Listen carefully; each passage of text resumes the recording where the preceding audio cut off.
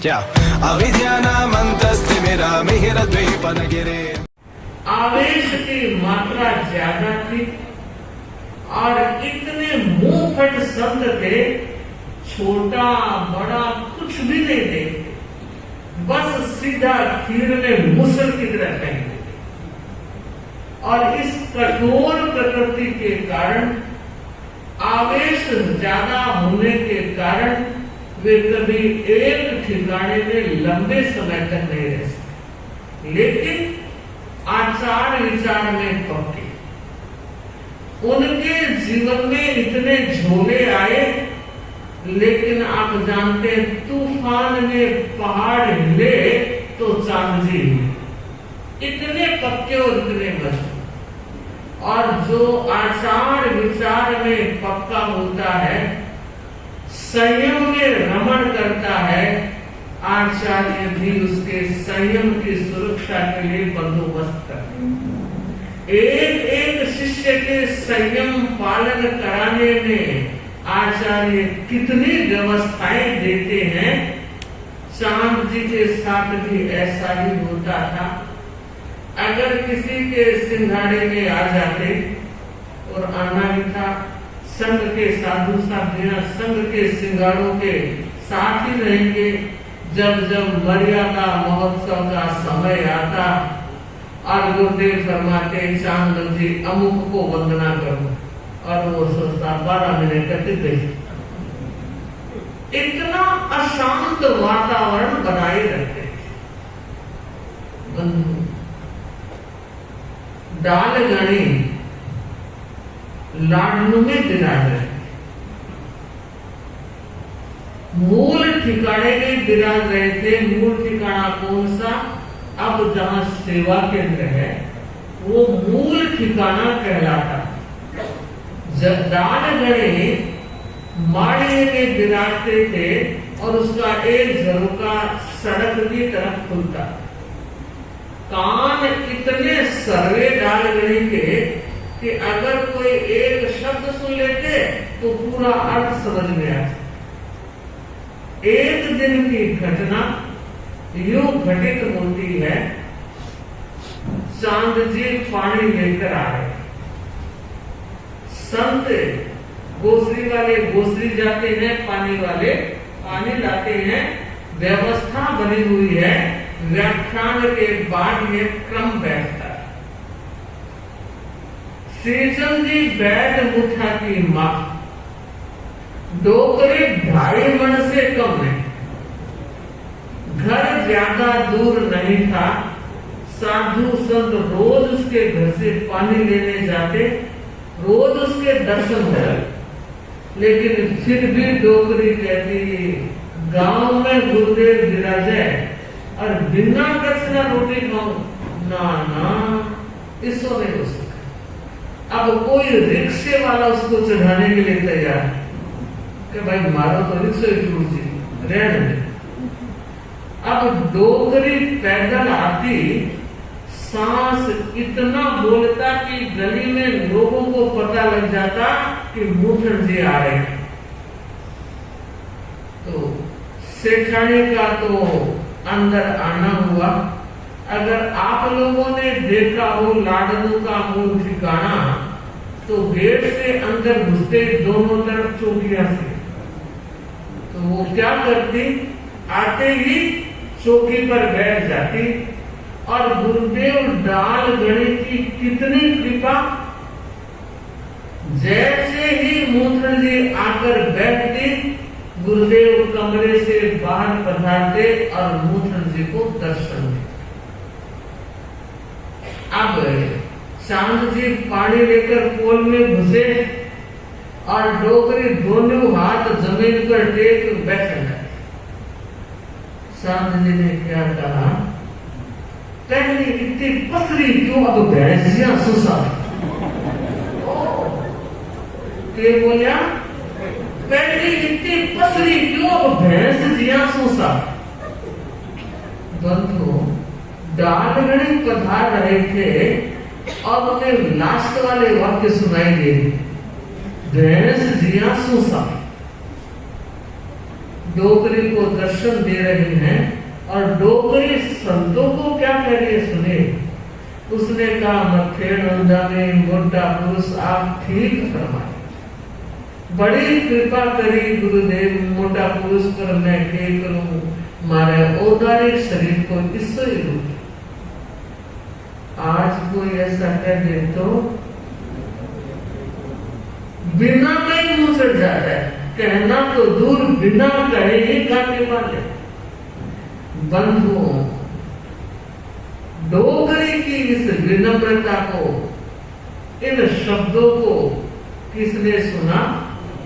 संत ने तो ध्यान दिया या नहीं, ऊपर वाले ने ध्यान।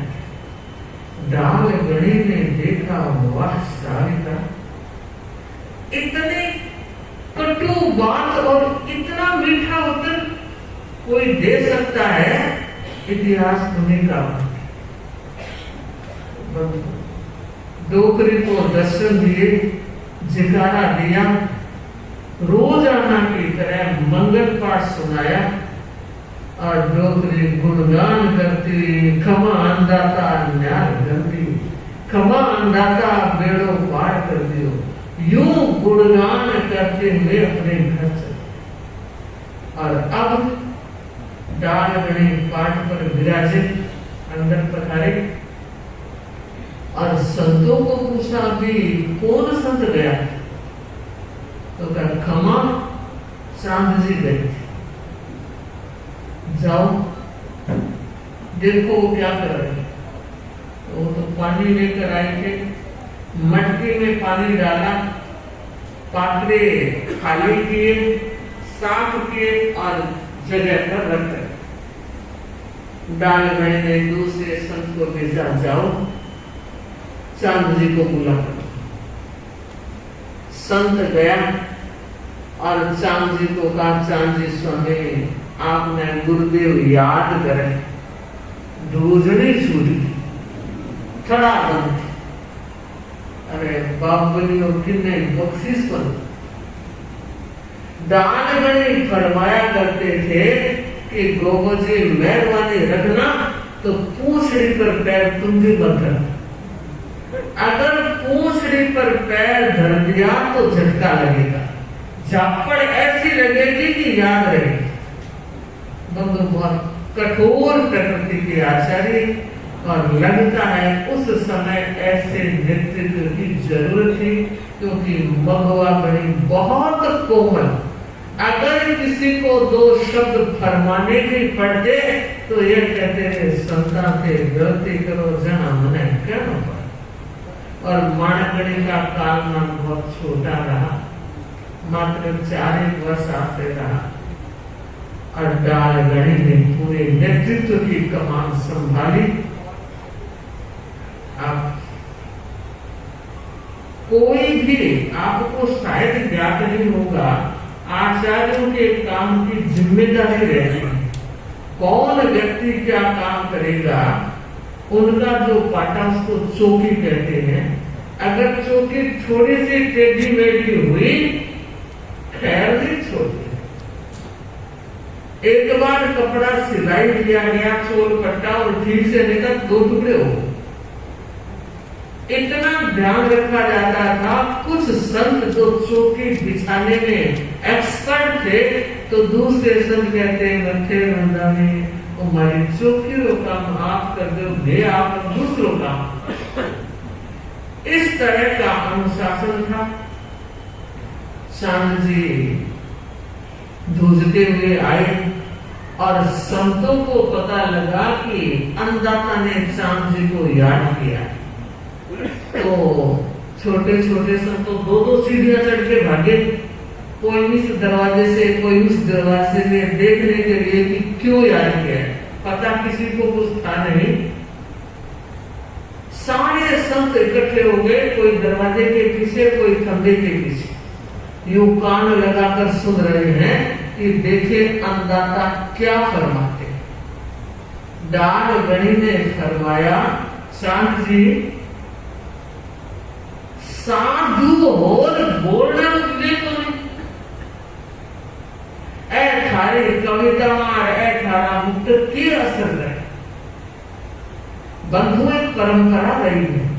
साधु संत और गुरु भगवंत अगर कोई बात कहते हैं, विशेषकर गुरु कहे तो हाथ जोड़ लो, तैत कहो, क्षमा घड़ी ध्यान रखेंगे, लेकिन उनकी प्रकृति अलग है।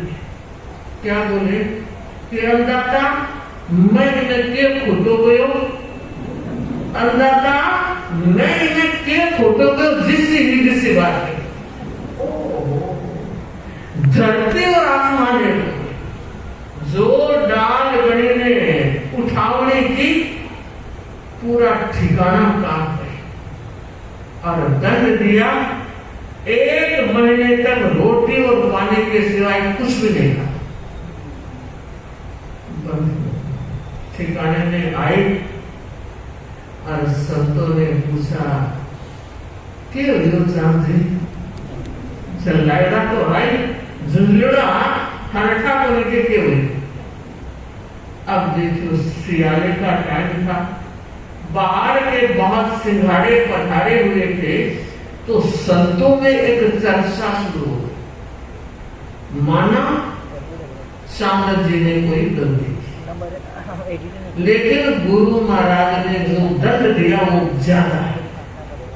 इतना ज्यादा दंड मान्य नहीं हो सकता, इतना बड़ा दंड आचार्य के देने के अधिकार में नहीं है, क्योंकि यह तो 6 सूत्रों का दंड।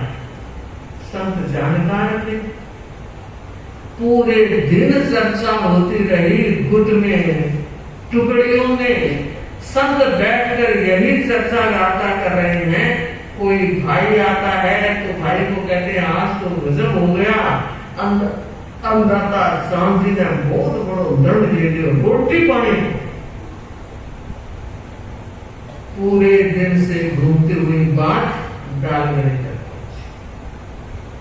संध्या का समय आप जानते हो, 2 ऐसे समय होते हैं जब सारे के सारे संत गुरु चरणों में आते हैं। शाम की गुरु वंदना और सुबह की गुरु वंदना। शाम की गुरु वंदना हो गई, संत चर्चा में लग गए। अगले दिन सुबह की गुरु वंदना, यानी एक दिन पूरा हो गया, चर्चा का अच्छा समय दिया। दूसरे दिन सुबह गुरु वंदना को जब संत आए तो डालगड़ी ने फरमाया, संतों मैंने सुना है आप लोग ये कह रहे हैं कि मैंने चांद जी को दंड ज्यादा दिया, ठीक है। अब मैं एक बात कहता, आज संध्या के समय प्रतिक्रमण के बाद बड़ा चौक, दो सीढ़ियां, एक है मकान 2 है, तो दूसरे बड़े चौक में अपन सब बैठेंगे, कोर्ट की बेंच बैठेगी, मैं अपने आप को अभियुक्त मानूंगा और मुझ पर क्लेम होगा कि मैंने ज्यादा दंड दिया, और आप लोग अपनी बात सूत्र से, शास्त्र से, सिद्धांत से सिद्ध करना कि मैंने दंड ज्यादा दिया। और इस जन अदालत में मेरे विरोध में, विपक्ष में कोई भी बोलेगा, मैं जिंदगी में कभी उसकी कसम नहीं करता। संतों कोई भी बोले, आज मैं सबको अभय देता हूं और अदालत में हाजिर होने की प्रेरणा देता। और चांद जी को कहा, चांद जी आज थाने पूरी छूट है, थारा 100 जितना वकील खड़ा कर लीजिए, और मैं वकील जिरादर्शी और सिद्धदर्शी की मैं दंड ज्यादा दिया। बंधु चांद जी तो सुर फूल से फूल गए, अरे आज तो अंदाता नहीं मेहरबान है।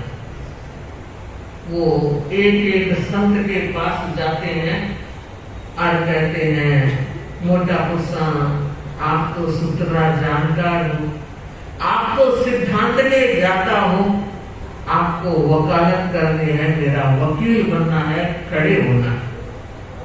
तो संतों ने कहा मुफ्त में कौन खड़ा होगा, वकील सामने बैठा है, फीस पहले हमें भी 20,000 गाथा की फीस मिले तो वकालत करें। संतों की मनी गाथा होती है और बिना आचार्य की आज्ञा कोई गाथा दे नहीं सकते। चांद जी संतों के कथन को सुनकर गुरुदेव के पास गए और कहा, क्षमा अंदाता, आपने फरमाया वकील जितने चाहो खड़े कर दो। मैंने सोचा है 3 वकील खड़े करूं, छबीर जी स्वामी, जयचंद लाल जी स्वामी और खोजी लाल। पर अंदाता वकील फीस मांगे और वो कह रहे 20,000 गाथा दो तो हम खड़े। डालगड़े ने फरमाया, चांद जी खुली छूट है, वकील जितने फीस मांगे तुम दे सकते। और आए और कहा, गुरुदेव ने यह फरमाया। तो पूरे दिन तक छबीर जी, जयचंद लाल जी, फौजी लाट और इधर मगन जी स्वामी और अष्टमाचार्य कालू मुनि सब अपनी अपनी तैयारियां कर रहे हैं। चांद जी को बुलाया फौजी लाट ने और कहा, भाई एक बात अड़ रही, हमारी पोथियों में से तो हमने प्रतियां निकाल के सब कुछ पॉइंट लिख ली, लेकिन एक प्रति है जिसका नाम है महानिशीथ और वो भंडार में है, नेशनल लाइब्रेरी में है। आपको पता है हमारी नेशनल लाइब्रेरी कहाँ है? कहाँ? लाडू में किस जगह? मूल ठिकाने में एक कमरे में, इसको भंडार कहते हैं, वहाँ सारी प्रतियां और अन्य चीजें भी सुरक्षित है। लेकिन वहाँ का नियम आचार्य की आज्ञा के बिना, और वो भी लिखत चाहिए, उसके बिना भंडार की कोई भी चीज इधर से उधर नहीं हो सकती। तो चांद जी डालगढ़ी के पास आकर निवेदन करते हैं, गुरुदेव महानिशीथ की प्रति चाहिए। तो कपूर मैं क्या करूं कि गुरुदेव भंडार में है और आपकी आज्ञा के बिना मिल नहीं सकते। तो पानडी लिख दो। पर्ची में लिख दिया कि चांद जी को देखने के लिए महानिशीथ की प्रति दे दी जाए। पूरी तैयारियां हो गई। प्रतिक्रमण के बाद सारे संत वहां इकट्ठे हो गए और डालगढ़े ने फरमाया, कोई श्रावक भी आना चाहे तो आ सकते, रात्रि के समय बहने नहीं श्रावक आ सकते। और बंधु अब वो जन अदालत में डालगढ़े में सबके विराजमान हो जाने के बाद एक बार फिर फरमाया, मैं अभियोगी हूं, मुझ पर केस दर्ज है, वकील जर्जरिया करेंगे, पर मैं आज फिर कहना चाहता हूं, मेरे विपक्ष में जो बोलना चाहे खुलकर बोल, सबको अभय दे रहा।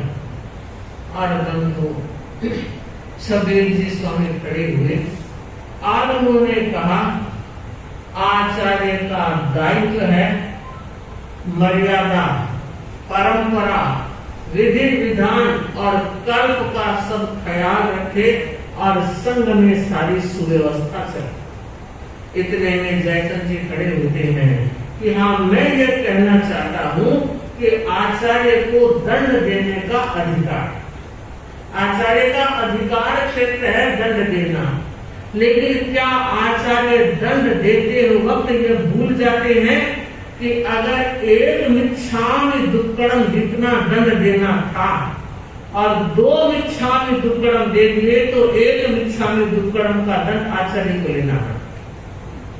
गलती 1 उपवास जितनी थी और 2 उपवास दे दिए तो 1 उपवास का दंड आचार्य को लेना पड़ता। इतने में फौजी लाट उठे और उन्होंने कहा, मैं यह नहीं कह रहा हूं कि आचार्य दंड ले, लेकिन चांद जी को जो दंड दिया गया वो ज्यादा है, इसलिए अन्नदाता को चिंतन करना चाहिए। और अब मगन जी स्वामी का नंबर था, उनकी एक एक बात को, एक एक पॉइंट को काट रहे थे नीचे से कालूराम जी स्वामी जो 8वें आचार्य बाद में बने, उस समय मुनि अवस्था में थे, तो छापर वाले कालू जी स्लिप लिख लिख के मगन जी को दे रहे हैं और मगन जी पढ़ करके सुना रहे।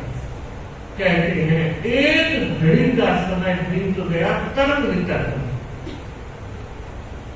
और तब दाल गणी ने फरमाया कि देखो संतो, एक घड़ी हो गई, जो फौजी लाट ने कहा सही, जयचंद लाल जी ने कहा सही, छबील जी ने कहा सही, मगन जी ने कहा वो सही, लेकिन कोई निष्कर्ष तो निकलना चाहिए, पॉइंट बराबर आ रहे। लो अब मैं बताता हूं, कम से कम संतों इतनी बड़ी चर्चा करने से पहले क्या कोई संत मुझसे आकर पूछ तो लेता कि अन्नदाता आपने इतना बड़ा दंड क्यों दिया? अब मैं आपको कानूनी धारा बताता हूं। अभी सारी कानून की धाराएं चल रही थी, तो अब मैं कानूनी धारा बता रहा हूं। निषिद्ध सूत्र में भगवान महावीर के द्वारा प्रचारित परंपरा में आचार्य भद्रबाहु का एक लेख है। आचार्य भद्रबाहु विख्यात हुए हैं अपने जैन शासन में, और 14 पूर्वी आचार्यों में वो अंतिम आचार्य। तो भद्रबाहु का एक लेख है जिसमें यह लिखा गया है कि कोई एक शिष्य एक गलती को एक बार, 2 बार, 3 बार, 4 बार या बार बार करता है, तो आचार्य चाहे जितना बड़ा दंड उसे दे सकते। संत चरणों में झुक गए, मथेड़ बंदा में क्षमा अंदाता, यह धारा ध्यान नहीं। और दाल गणी ने कहा कि चांद जी ने कितनी बार गलती की, कितनी बार बोलने के विवेक से विचलित हुए, इतना बड़ा दंड मैंने इसलिए दिया कि अब गलती का परिष्कार हो जाए, गलती का सुधार हो जाए, दोबारा गलती ना करे, इसलिए इतना बड़ा दंड कानून की धारा और 6 निषिद्ध सूत्र में आए वर्णन के आधार पर दिया। और संतों ने कहा अन्नदाता बिल्कुल ठीक फरमा रहे हैं, ये धारा तो हमारे ध्यान में भी नहीं आई। और कहा चांद जी आगे आओ अन्नदाता के पैरों में। और बंधु चांद जी ने सहर्ष वो दंड कबूल किया। जन अदालत संपन्न हुई। बंधु 13 पंथ के इतिहास में इतने करड़े इकलौते आचार्य है, तो जन अदालत बिठाने वाले ही इकलौते आचार्य हैं। छाती 1.25 गज की रही होगी। और बंधु ऐसा है हमारे 13 पंथ धर्म संघ का स्वर्णाक्षरों में अंकित इतिहास, जो आज भी प्रेरणा देता है कि गुरु साधु संतों की श्रावक श्राविकाओं की कितनी सार संभाल करते हैं। सुबह मैंने श्रावकों की घटना बताई थी, वो इस बात का सबूत है कि आचार्य कितना ध्यान रखते हैं। तो ऐसे आचार्य दाल गणे के चरणों में कोटि कोटि